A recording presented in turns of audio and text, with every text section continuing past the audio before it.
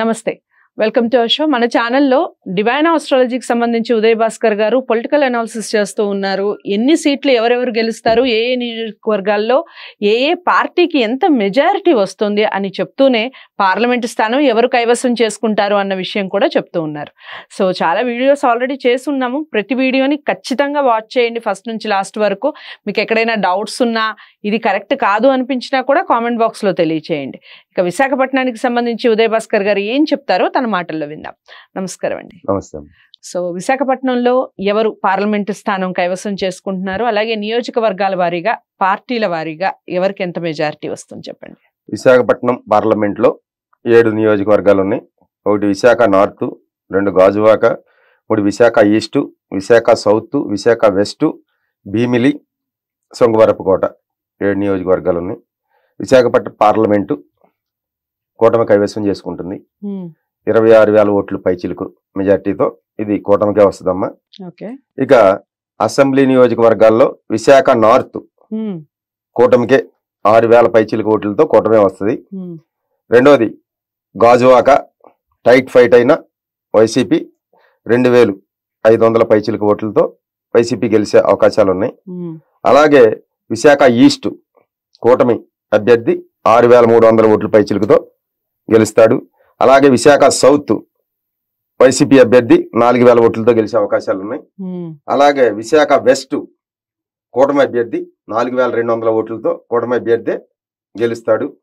అలాగే భీమిలి 5,150 ఓట్ల పైచిలుకుతో వైసీపీ అభ్యర్థి గెలిచే అవకాశాలు ఉన్నాయి.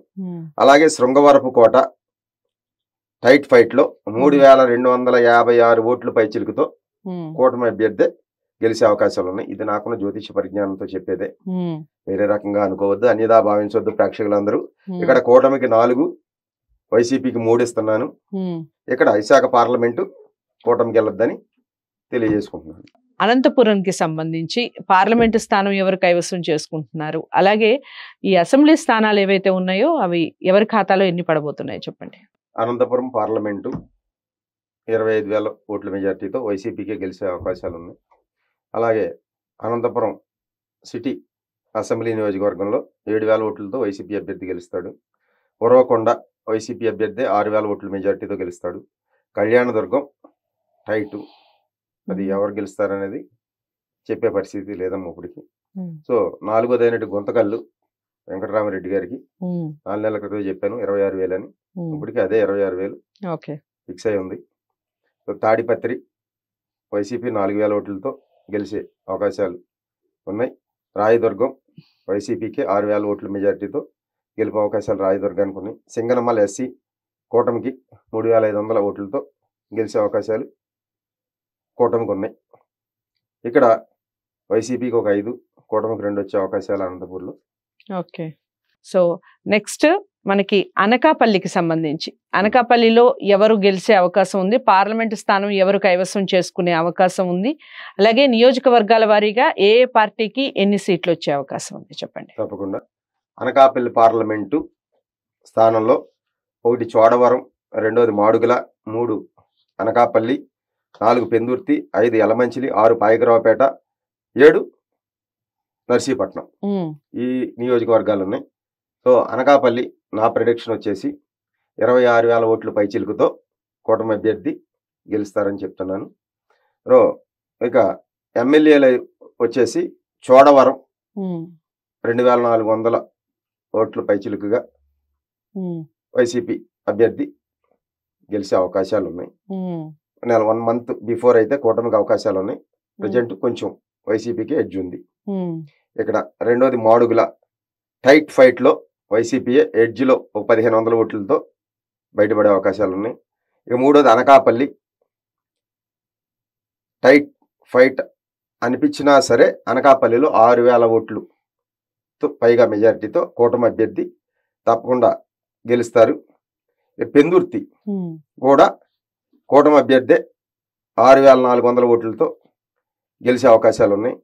ఇంక యలమంచిలి 3,900 ఓట్లు మెజారిటీతో వైసీపీ అభ్యర్థి యలమంచిలిలో గెలిచే అవకాశాలు ఉన్నాయి.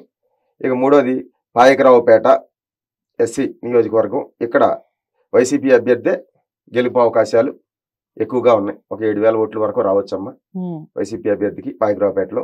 అలాగే నర్సీపట్నం కూటమికే 3,000 ఓట్ల మెజార్టీతో వచ్చే అవకాశాలు ఉన్నాయి. ఇక్కడ అనకాపల్లి పార్లమెంట్లో ఎమ్మెల్యేలు 4 వైసీపీ గెలవచ్చు, కూటమి 3 ఎమ్మెల్యేలు గెలవచ్చు. కానీ పార్లమెంట్ మాత్రం కూటమికి వెళ్ళే అవకాశాలే ఉన్నాయి. ఎమ్మెల్యేలు గెలిచినా ఎమ్మెల్యేలు 4 కూటమి గెలుస్తారు, కానీ పార్లమెంట్ స్థానం మాత్రం ఖచ్చితంగా 4 వైసీపీ గెలిచినా ఎడ్జిలో బయటపడే ఒకటి 1500తో బయటపడుద్ది. సో పార్లమెంట్ అయితే మళ్ళీ కూటమికి వస్తుంది. ఓకే, సో కాకినాడకి సంబంధించి ఏ విధంగా ఉంది రిజల్ట్? పార్లమెంట్ స్థానం ఎవరు కైవసం చేసుకునే అవకాశం ఉంది? అలాగే కూటమికి ఎన్ని స్థానాలు, వైసీపీకి ఎన్ని స్థానాలు వచ్చే అవకాశాలు ఉన్నాయి నియోజకవర్గాల వారిగా? కాకినాడ పార్లమెంట్ లో 7 నియోజకవర్గాలు ఉన్నాయి. 1 తుని, 2ది పత్తిపాడు, 3 పిఠాపురం, 4 కాకినాడ రూరల్, 5 పెద్దాపురం, కాకినాడ సిటీ, 7ది జగ్గంపేట. వీటిల్లో నాకున్న అవగాహన, జ్యోతిష అవగాహన మేర కాకినాడ పార్లమెంట్ వచ్చి 21,000 ఓట్లు పైచిలుకుతో వైసీపీకి అవకాశం ఉంది. ఇక కాకినాడ పార్లమెంట్లో ఉన్న తుని నియోజకవర్గంలో 3,200 ఓట్లతో వైసీపీ అభ్యర్థి గెలిచే అవకాశాలు ఉన్నాయి. ప్రత్తిపాడులో కూడా 2,100 ఓట్లు పైగా వైసీపీ అభ్యర్థికి అవకాశాలు ఉన్నాయి. ఇక 3వది పిఠాపురం, పవన్ కళ్యాణ్ గారు గెలుపు అవకాశాలు ప్రజెంట్ అయితే ఈ వీడియో చేసేటప్పటికి పవన్ కళ్యాణ్ గారికి ఈ రోజుకైతే 4,500 ఓట్లతో గెలుపు అవకాశాలు ఉన్నాయి. ఇంకా రిజల్ట్ ఎలక్షన్ ఇంకా 4-5 రోజులు ఉంది, 7-8 రోజులు. ఇవాళ 3వ తారీఖు కదమ్మా, ఇంకా 10 రోజులు ఉంది. సరే, తదనంతర పరిణామాల్లో ఏం జరుగుతుందో నాకు తెలియదు, కానీ ఈ రోజుకైతే పిఠాపురంలో పవన్ కళ్యాణ్ గారు 4,500తో గెలిచే అవకాశాలు కనపడుతున్నాయి. ఇప్పుడు పరిస్థితులు బట్టి.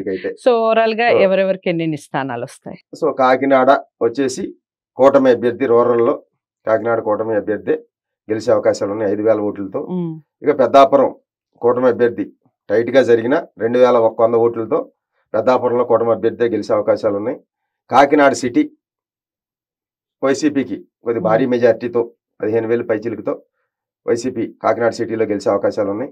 ఇక 2వది జగ్గంపేట టైట్ ఫైట్ జరిగి 1,700 ఓట్ల పైచిలుకుతో జగ్గంపేటలో కూటమి అభ్యర్థి గెలుస్తాడు.